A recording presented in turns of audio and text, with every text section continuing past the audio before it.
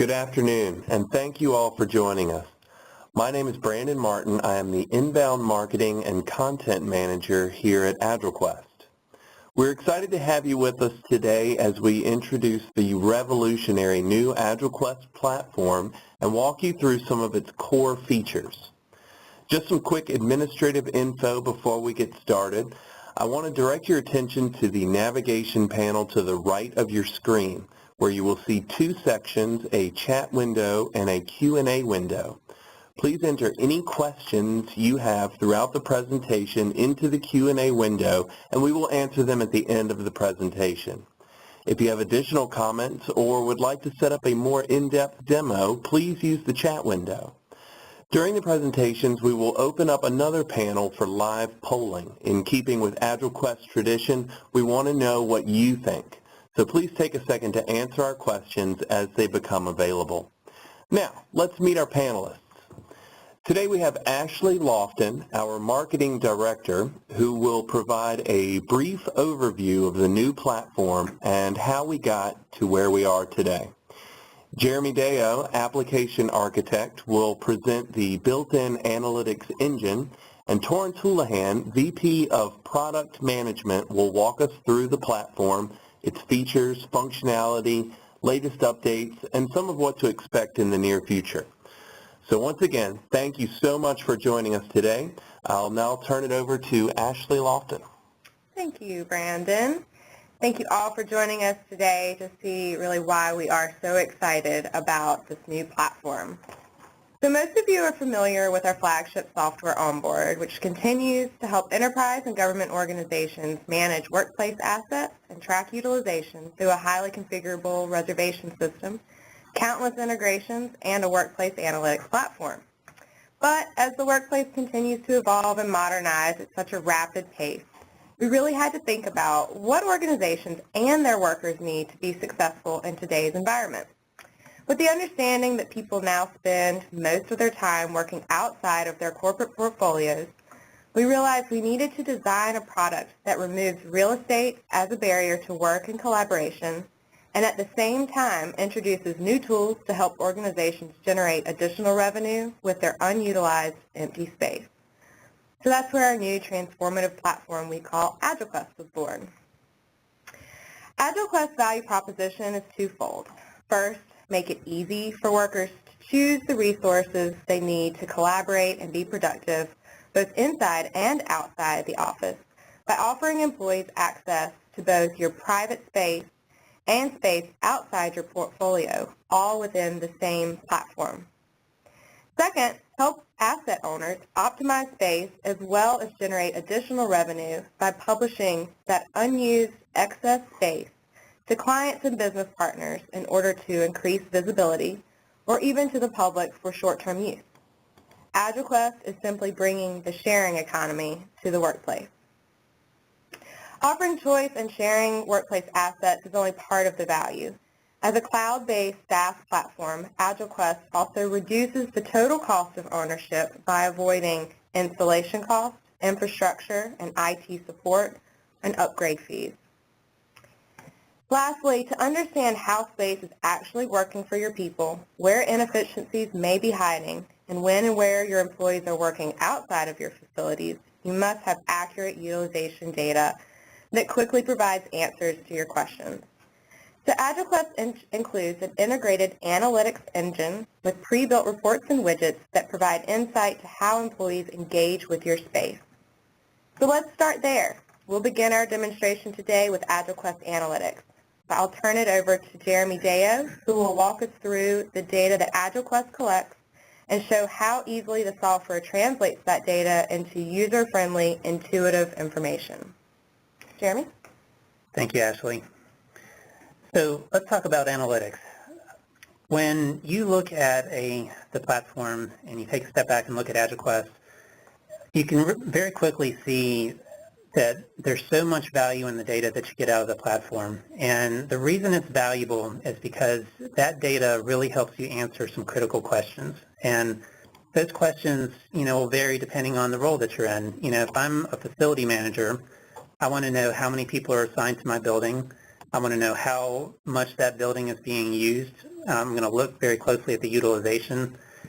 And, if I'm a space planner, I'm going to also be looking at utilization. I'm going to be looking at, does that utilization, has it changed over time? Are we projecting it to, to increase or decrease? But I'm also going to be looking at, do we have the right mix of space in that building to support the teams that are working there? And, if I'm on the executive team, if I'm a CFO, real estate is such a valuable asset, and I'm going to be looking very closely at utilization to make sure that, that valuable asset is being used. I'm going to look at excess capacity and, be able to, I'm going to need data to help me understand, do we need to reduce or increase our capacity? And that's why analytics is so important. It really provides the answers to all of those questions. So let's take a look. What I'd like to do is just kind of walk you through analytics and show you the application. I'm going to show you a couple of dashboards that we've created here, and just kind of along the way show you some little features to help improve the user experience. And so what we're looking at here, this is the default user dashboard, and what we wanted to do with Agilquest is we wanted to put data in the hands of all users. We wanted to give everyone access to their data, and of course, administrators will have more access to more data, but every user in the system will have a dashboard. So when they click on analytics, this is what shows up. And we actually, we'll take a closer look at the individual widgets in just a few minutes. And but the first thing that I want to do is show you how incredibly easy it is to create a dashboard. So what I'm going to do is I'm going to just go up to the top and click on the dashboard menu, and I'm going to click New Dashboard, and we'll go ahead and give it a name. I'll hit Save. And from here, what I'm going to do is I'm just going to go through and I'm going to install some widgets that I want on this dashboard.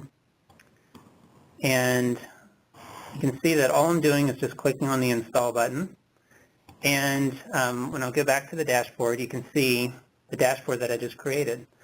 So in just a matter of seconds, I've created a dashboard that's got some really good metrics on there, and it's very, very easy to use. I can go in and customize this. I can move widgets around, change colors, all that good stuff. And what I'd like to do is kind of show you a dashboard that I created right before this webinar.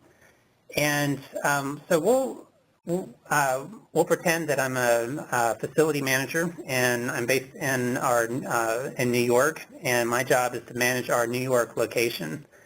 And so the dashboard that we're looking at here, this is one that I've set up that would be, typical for that shows me what I would like to see to be able to manage that location. So I can see very quickly how many people in that New York office are assigned to that building. And I can also see the number of reservations that are being made inside the organization and outside as well.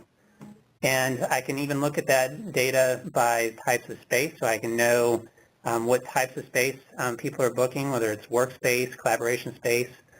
And if I wanted to look at it a little bit further and break down the collaboration space utilization, I can even see the size of the group that's making those reservations for the collaboration space. Are they small groups? Are they large groups? And finally, at the bottom, this is really looking at the inside versus outside activity broken down by day of the week. And so I can see the reservations being made inside the organization versus outside, and I can see different peaks during the week. And so I can see that Wednesdays are typically the busiest. And this, of course, also shows the number of cancellations and the number of no-shows.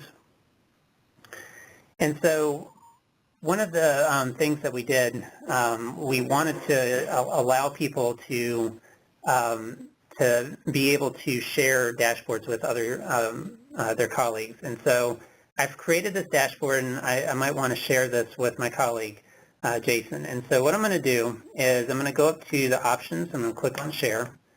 And you can see that, well, Jason's already shared here, so let's share it with another user. And so we're going to go in and we'll share it with Peter. And I'm going to go ahead and close this. So now I can see who all has access to this dashboard. So Jason already has access, and I've also given access to Peter. And so you can see the difference here. Jason has the ability to view and edit this dashboard, and Peter, because I just added him, by default, it only allows Peter to be able to view this dashboard. And I can, of course, change that if I want him to be able to edit it. I can do that too. And if I also want to allow editors to manage the sharing, I can do that as well through the toggle switch up here at the top.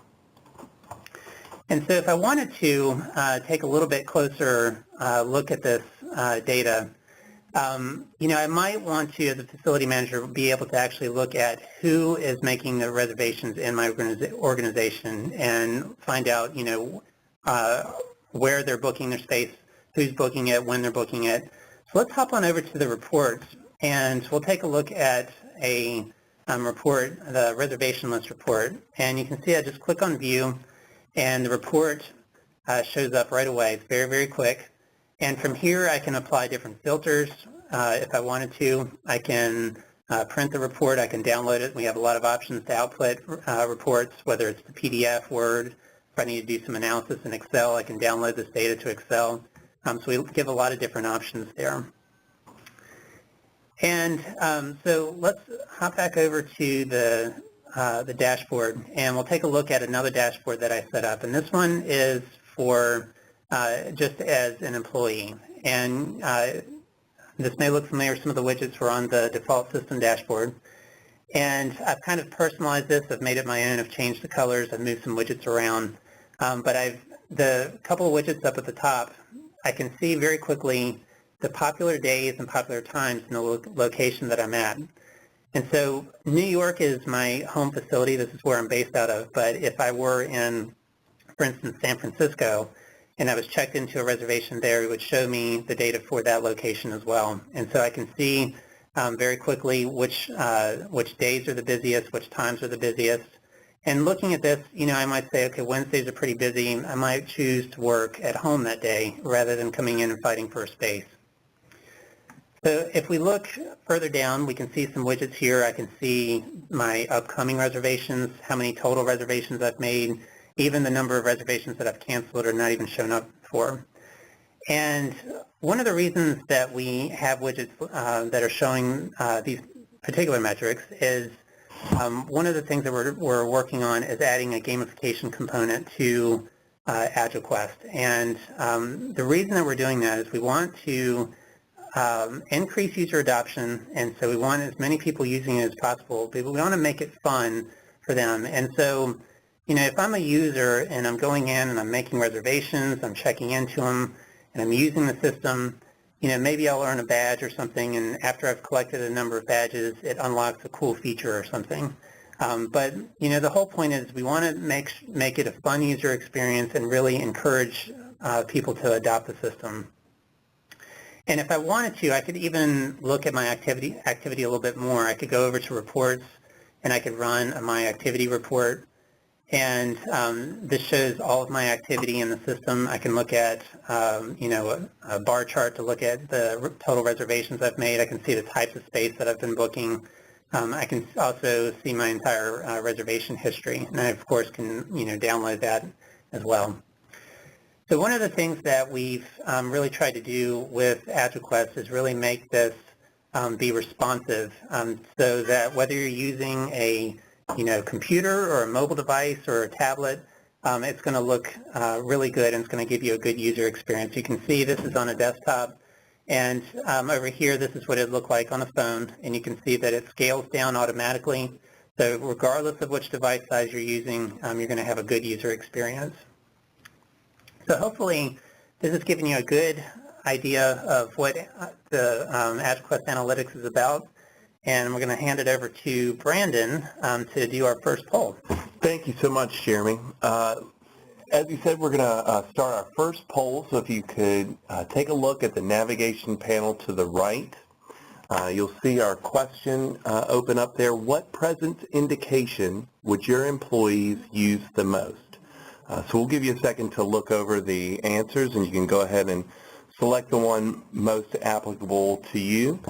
While you're doing that, I'll go ahead and take this opportunity to introduce you all to our next panelist, is our Vice President of, of Product Management, Torrance Houlihan. Hey, thanks, Brandon. Before I get into my information, I just want to comment on this poll that people are responding to now.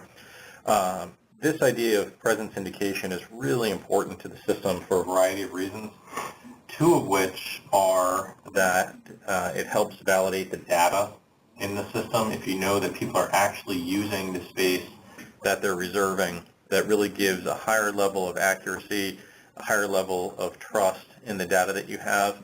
Another reason that a presence indicator is important in the system is because that way if the space goes unused, it gets freed up and given back to other people who may use it. So sometimes people look at this idea of, sometimes it's called a check-in or a presence or what have you, and they think, gosh, why do I have to do that? And there's really a couple of reasons. Like I said, there's data validity, and there's the ability to free space up and give it back to other people to make sure that you're not consuming space that really isn't in use. It looks like our results are in as well. It looks like mobile app is the more popular option there. That's very interesting. That's great information. And I know Ashley mentioned the onboard system earlier that has a great check-in feature in its mobile app that uses a concept called geofencing, which verifies that a person is within a certain boundary of a space before they can check in. And that very same concept is being carried over into the Agilquest platform. So that's great information. Thank you to everyone who participated and responded. Let me go ahead and share my screen. And I'm actually going to talk now about the Agilquest core platform itself. To do this, I'm going to go through a couple different personas or roles in the system. The first one that I'm going to use is to pretend to be an employee of a company called Brightspot. Now, Brightspot is a real company, a partner company of Agilquest, one with whom we like to work. They're a very cool company up in Lower Manhattan that's really focused on providing people with remarkable experiences in the workplace, at cultural institutions, and even on campuses. So let's go ahead and log in, and I will show you what the experience is for someone at Brightspot. Now, when they log into the system, first thing you'll notice is that it is branded for them. It has pictures of their space. This actually is their space. And it's a very comfortable, easy-to-use interface that allows everyone at Brightspot to access the space, the services, the equipment, really any of the things that they need during their workday to have an effective and productive work experience. And I did mention services there. Services are a new feature of the latest update we just did to the software where people can book services such as catering or professional services just as easily as they can book a space. As I navigate the home page, you'll see that I have a few upcoming reservations. I happen to have one for today, later on this afternoon. That's a waiting check-in. This was one of the ways that you could verify presence was through a web-based check-in.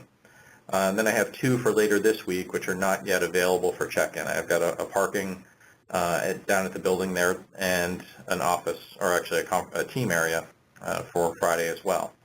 So I think the best way to get a feeling for the platform is to see what the experience is like of a person as they use it. So let's go ahead and look at this coming Friday, and we'll go through the process that a person would go through at Brightspot to get another space.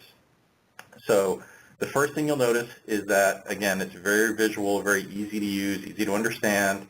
There happens to be 4 spaces available, 2 den spaces and 2 rooms available for me, and this is based on the permissions that I have in the system as well as the actual availability of the room. You'll notice there's also a map. If you're not familiar with Lower Manhattan, or if you're coming in from another location, you can go look at the map, navigate around in it. You actually can even go all the way into, for example, Street View, and that's actually the Brightspot building right there at 30 Vesey Street. Fantastic location, as you can see, right across from World Trade Center. So that's the location that people would be coming into. For those of you who've been at one of our demos before or are already using the system, you would know that one way to book the space would be by selecting the room that you're interested in, or more than one room, so you could compare the room, and then go and look at the details of the room.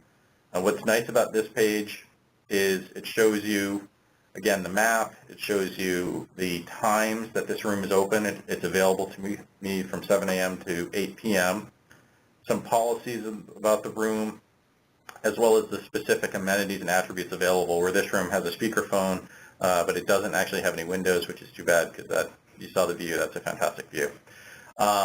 So that's one way that a person could go and make a booking, and like I said, many of you have seen this way. I'm going to show another way, the one that I think is a little bit quicker for people to make a booking and do the same kind of thing.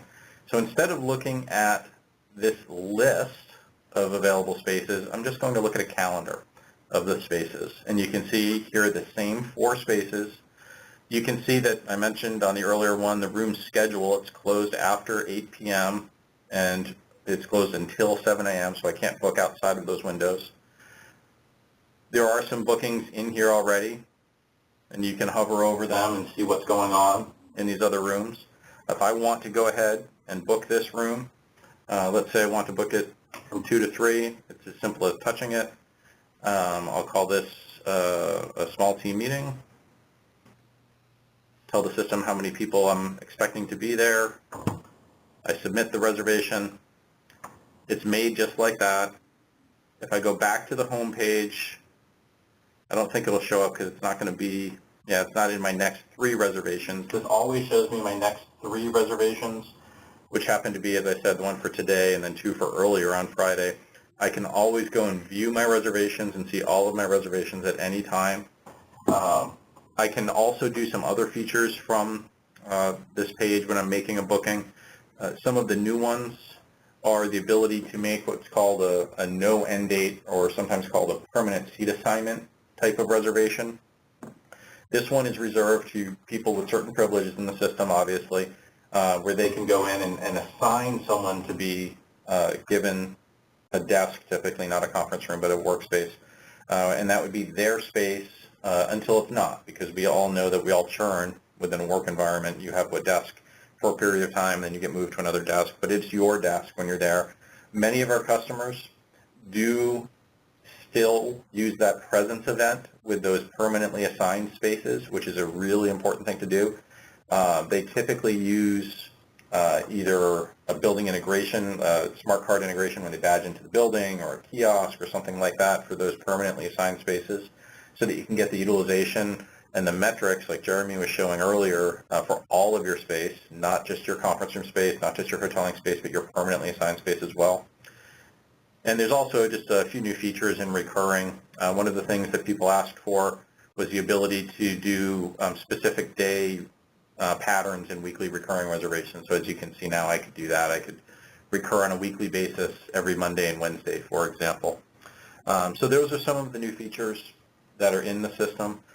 But here's the part that I most enjoy about the software. From an end user's perspective, this is really it. It's this easy to log into the system, see what you're looking for in a very visual, very intuitive way, book the things you need, make sure that you have things ready for you to view when you're coming into the office, and just as Brightspot tries to do, and everything they do is really deliver remarkable experiences, and I think they're doing that with this. So, that being said, we're going to do one more poll, we're going to do our next poll, and with this new platform, we are introducing an optional new pricing model that allows people to only pay for what they consume in the system. So pay by reservation, as opposed to a model which might be pay by user or pay by number of assets in the system. So this is a consumption-based pricing model which we're making available with the new system, and we're curious what you think of that. Brandon, take it away on the poll. Sure. So as Torrance was saying, how likely are you to adopt a consumption or pay-for-use model to acquire a resource scheduling system? And you can go ahead and enter your answers in the navigation panel to the right. We're going to use a scale 1 to 5, 1 being not likely, and 5 being very likely. So let's just take a minute to allow you to enter those answers.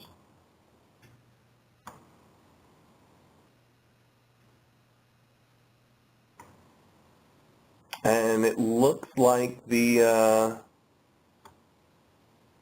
likely range is showing some answers and kind of falling right in the middle there too. Okay. Okay. All right. Well, thank you so much for participating, and let's keep going. Yeah. So I'm going to show another scenario here where this is an example of a Brightspot business partner who's been invited by Brightspot to come in, and when John happens to be in New York, Brightspot has offered him the ability to come in and use some specifically designated space. This is kind of a new concept for a lot of people, but it's one that's gotten some really interesting responses as people have seen the idea of using their space in some new ways where if your people aren't using it, maybe you can open it up to your clients, your customers, your business partners, your prospects, or anyone with whom you want to collaborate to help drive engagement and drive revenue within your organization. So when John logs in, it looks from here kind of the same as it did when I logged in as a Brightspot employee. First off, though, you can see John doesn't have any upcoming bookings.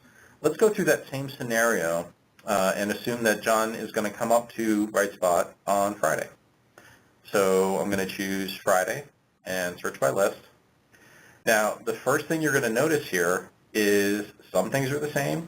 You know, the map and the location obviously are the same, but John only sees one room, and it was one that I didn't see when I was logged in as a Brightspot employee, and that's because this room is one that Brightspot maintains for use by their customers and partners. And you can see it's designated as for request only. It's a client conference room. So John could go ahead and he could put in a request for this room. In this scenario, though, it's a little bit different. He actually wants a desk. He's going to be up there for the day. So let's see. There is a desk available. You got to love that lower Manhattan view that you get in their offices there. If he wants to go ahead and book that space, what's interesting about this, at least to me anyway, is that this has different hours than the other rooms had that we saw, because as an employee, I could get into the building earlier. As a visitor, using this space, the times are a little more restricted. It's 9 to 5 now, and that's because Brightspot wants to make sure that these spaces are staffed and equipped for their visitors as they come in. But beyond that, I can see some of the same things that we saw when I was looking at this before. So if this is what John wants to do, let's say he's only going to be there for an hour, you know, as much time as he's going to be there, but we'll call this desk for NYC visit. And one other thing to notice is that it tells me right here that this is a request.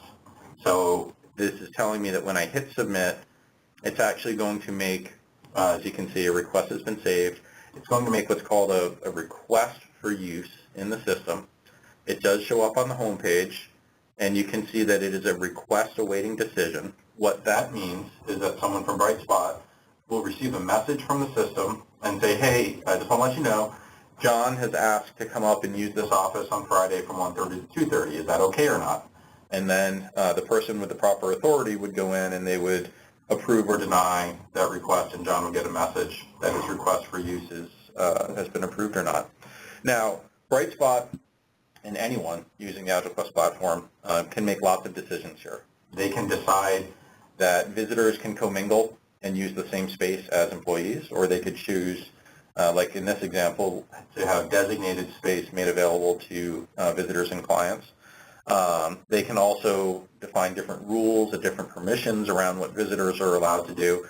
But the net of this is that you as someone who is using the Agilquest platform gets the ability now to invite people of your choice to come in and use your space if that's something you want to do. And it's subject to the same restrictions, the rules, the availability, the time blocks and such, but it's really a fantastic opportunity to drive engagement and drive collaboration within your workspace by bringing together in a physical co-location way people who are working together. So it's an exciting new opportunity for you to use your space in a different way, particularly if you have some excess capacity, and bring people into your space.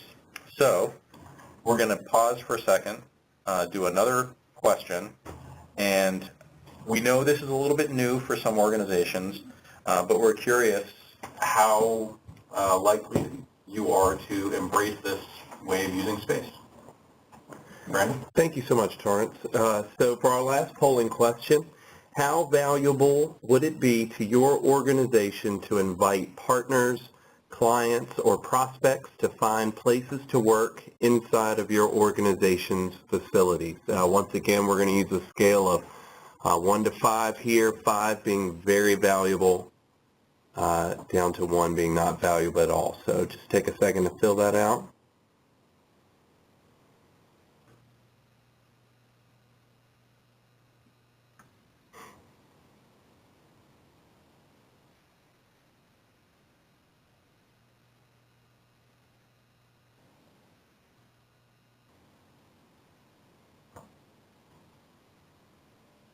Excellent.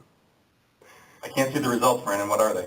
Well, I don't want to leave you in suspense too long here, but it looks like the leader is 5, that it is would be a very valuable opportunity there.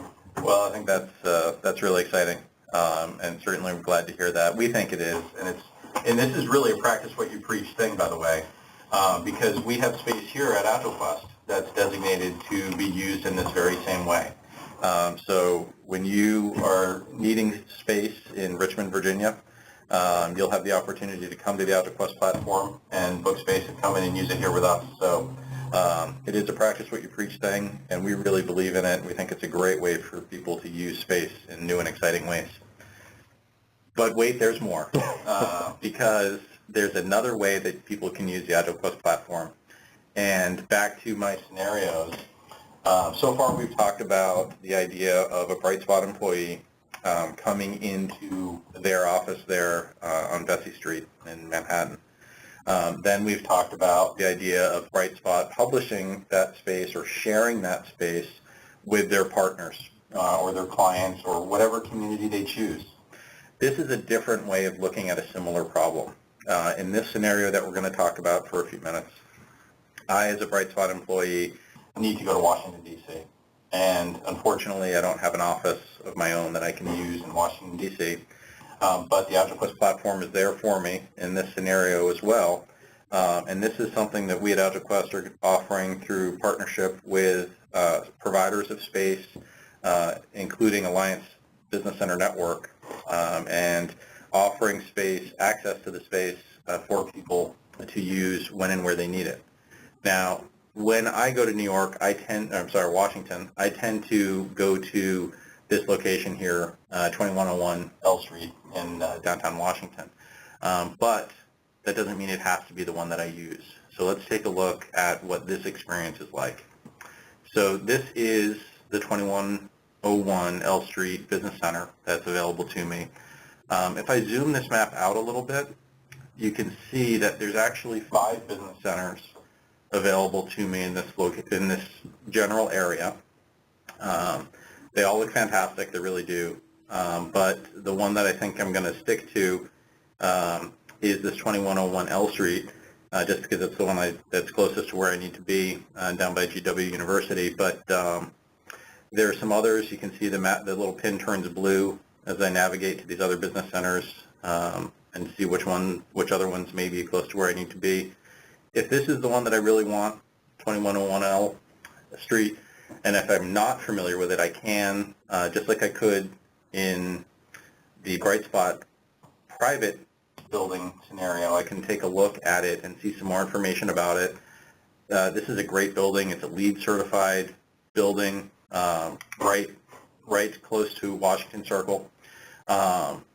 This building happens to have some other pictures added in here, so if I'm not familiar with it, if I want to take another look and see what the lobby looks like, perhaps what the kitchen looks like, or if I just want to get a better look at Washington because it's such a beautiful city, and take a look at what else is going to be around and the things that I can do and see while I'm down there. I can see all of that when I'm in the Agilquest platform. So if this is the one I want, I'm going to come back, and this time I'm going to do it a little bit differently. I'm going to take a look at the available assets to me in this office. There's two, and the first thing that you might notice here is that these have prices. Well, that's because this actually is a business center, and these rooms are available for use for fee. They happen to be around $50 an hour. If I'm interested in perhaps the Washington room, I can take a closer look at that room. I can see all the same kinds of information that I could see before. It's open from 8 to 6. The estimated price on this is $50 because I've got it for an hour. If I change this, and let's say I know that I'm going to be there for a couple hours that day, notice the estimated price is automatically calculated for me. This is not a binding price yet. This is an estimated price for my information. The actual price will come from the business center itself after this is all complete. So we'll just call this our DC meeting, and there'll be 4 people there.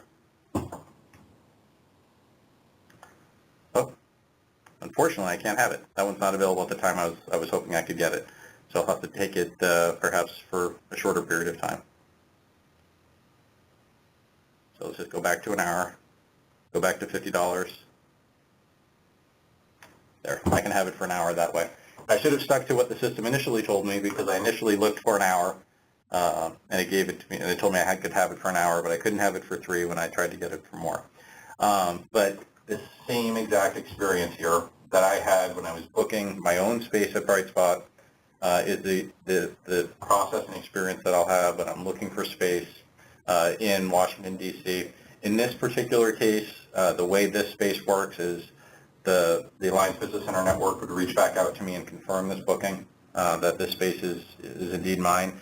Alliance has over 650 locations in 40 countries, so there's literally thousands of spaces that are available to me whenever and wherever I need them, and they'll be all available to me through the Agilquest platform, as well as other spaces as well. There are other ways that people can publish space out to the Agilquest platform. So just kind of a quick recap of the different things that we've talked about. There's a very compelling story for how the Agilquest platform can help you in a very easy way, all the ways that Ashley talked about at the beginning.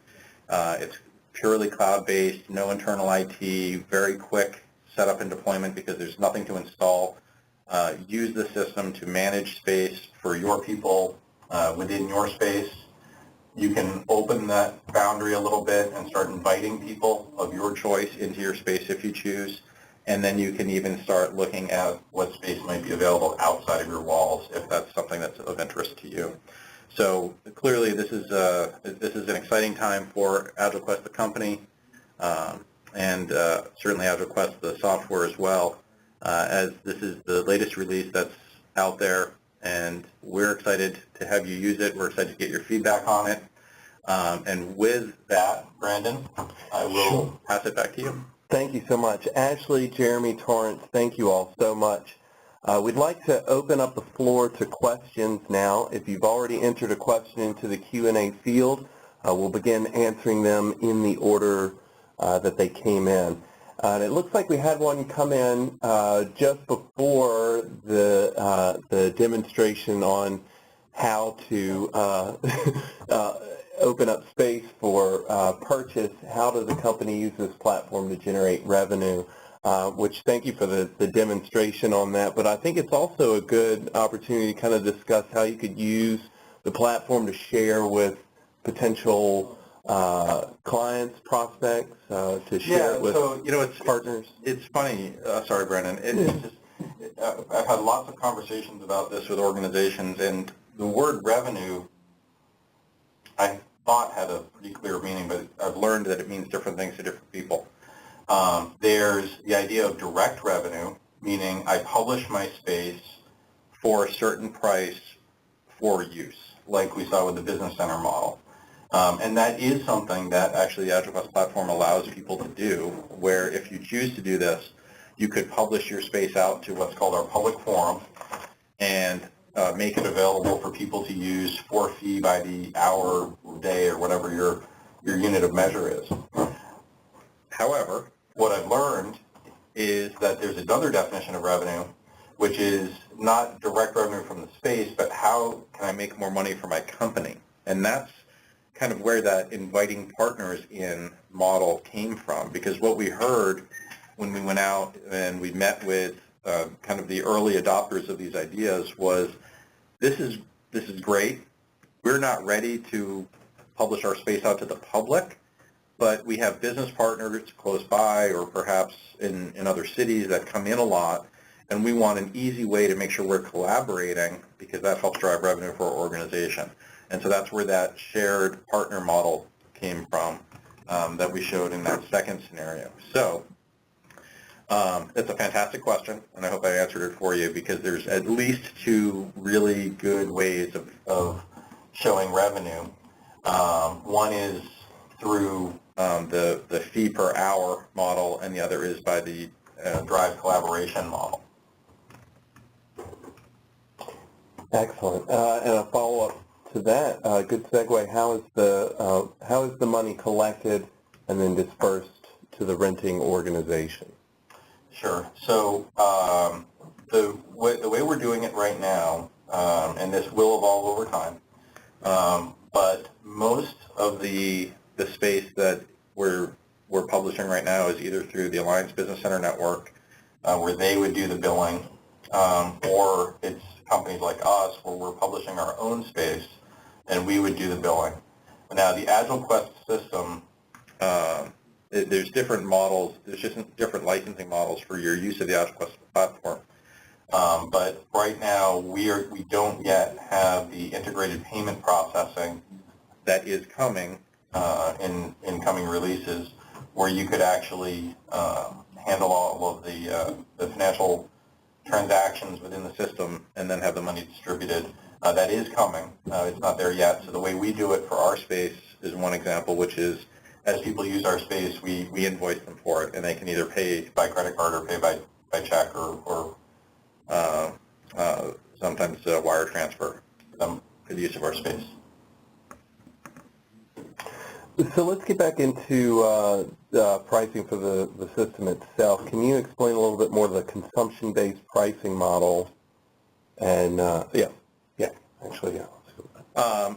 What I will do is I will actually turn that over to a colleague, Don Davidson, in the room with us. Don, maybe you could talk about that. Sure. The consumption model is really based on the idea that the assets are used in a variety of different ways, and organizations choose to use those. And the usage ebbs and flows with many different things, the seasonality of work, what have you. And so, we've put together an optional pricing model that allows an organization to choose to have their pricing based on how many reservations, how are the assets used on a monthly, quarterly, annual basis, and then based on that consumption, there's a fee for each block of reservations. So it provides an alternative pricing component to some of our more traditional pricing options of per asset or per user or per or an enterprise type of a pricing arrangement. now, what about initial implementation costs? Well, that's one of the beautiful things about the new Agilquest platform, which there's a very streamlined and very efficient implementation. As you could see, it's a very easy to use, easy to maneuver and configure system, and so the implementation is very easy based on each unique customer's requirements. So we have organizations that have been stood up in a matter of days, and from that point, it's really on how quickly you choose to adopt and spread out the platform throughout your organization. Excellent, thank you. So back into the kind of workings of the system, if I wanted my people to use this tool to get a better choice of outside space, where are you sourcing the inventory of all that outside space from? Sure. So there's right now, which is really driven by the Alliance Business Center Network, as well as some other organizations that we're working with that are publishing. Well, and Brandon, it's interesting because you said space, but some of the other organizations we're working with are publishing lots of things other than space. They want to publish. They work with some of the Parks and Recreation groups in and around the state of Virginia, and they want to publish some of the facilities, Parks and Rec's facilities on the system. So it's not all about space. That's one of the things. I know I get caught up in that in my head too, and I know this is from the question, but the Agilquest platform isn't about reservations for space. It's about managing and sharing anything. The early examples that we're using here are the ones that we're most familiar with about space, but it doesn't have to be about space. So we actually, Don and I just went through an exercise with an organization in Canada that wants to include dry docking ships and use system to manage dry docks. So try, as people look at the Agilquest system, don't be limited like we are and think about space. Open your mind up really to anything, but any type of thing, any type of asset that you want to manage and or share, and the platform really has fantastic flexibility for it. Back to the actual question though, the early inventory is coming from some established business partners around Alliance Business Center and others, but anyone who gets on the platform, whether they're in what we call a private forum or in the public tenancy, actually will have the ability to publish things out if they want to. So if you're listening to this and you're sitting in Cleveland and you think, I've got a fantastic conference room that's going underutilized and I'd like to monetize it, this is the platform for you. If you've got dry docks in Canada, this is the platform for you. We've got the answer. Excellent, thank you. Now let's talk about security. You encountered customers who need this workplace reservation management but have security challenges. Well, security, sorry, I guess maybe to me, security is a constant challenge, as everybody knows, just by anytime you turn on the radio or the TV and you hear about what's going on in the world. And it's something that we are very, very focused on. First off, the infrastructure service provider with whom we work is Amazon, and they have obviously some of the best security in the world. Beyond that, that's on the infrastructure standpoint. We've taken steps where we've gone through third-party audits of our software to make sure that we're storing and transmitting our information in the best and most secure ways possible. So security is always at the forefront. It's a never-ending battle, but we've taken the steps that we believe are the right steps, the right partners, and the right audits and verifications to bring as much security into the application as anyone can. I've had a question here about Google two-way integration. Calendar integration is always on our mind, and it's for those of you listening or watching who use our onboard platform. Obviously, you know we've got the two-way integration with Exchange currently. That is being brought forward into the Agilquest platform. Look for that early next year. Excellent. Do you have a dedicated iOS app, or is this strictly responsive design? Okay. Jeremy touched on responsive design in command and analytics, and we do have a similar responsive design on the Agilquest platform. I didn't show it, but we are equally responsive on the core platform, usable from your smartphone to your tablet to your desktop. But there are dedicated apps. I may have mentioned it. I don't recall exactly when we were talking about the check-in. but there are dedicated purpose-built iOS and Android apps. The iOS app will release about the time of our winter update. The Android app will be right behind that. Excellent. Now, if I want to try out your software for a month, do you offer any trial periods? Absolutely. Keep this one to Don. We do. And you'll have to reach out to one of the sales consultants or to Jessica Debus, and they can make those arrangements for you. We do offer an evaluation period for the platform, and would absolutely encourage anyone interested to take advantage of that. Excellent. Well, thank you all so much. It's about all the time we have today. I do want to thank you all so much for joining us. If we didn't get to your question, or if you think of another question about the system or Agilquest as a company, please provide your email address in the chat window, and we will be happy to reach out to you with an answer as soon as possible. We also provide private demonstrations that are tailored to your organizational needs, so please let us know if you'd like to set up a demo or an open discussion about the product and solutions. You can also reach out to Jessica Debus. You see her contact information there on the screen. She's our solutions coordinator, and be happy to set up a meeting with you. Also, keep an eye on your inbox for our next webinar held later in the year. In this one, we will cover the inside and outside strategy behind the Agilquest platform. So once again, thank you all so much for joining us today. We hope you all have a great rest of the day, and we'll see you next month.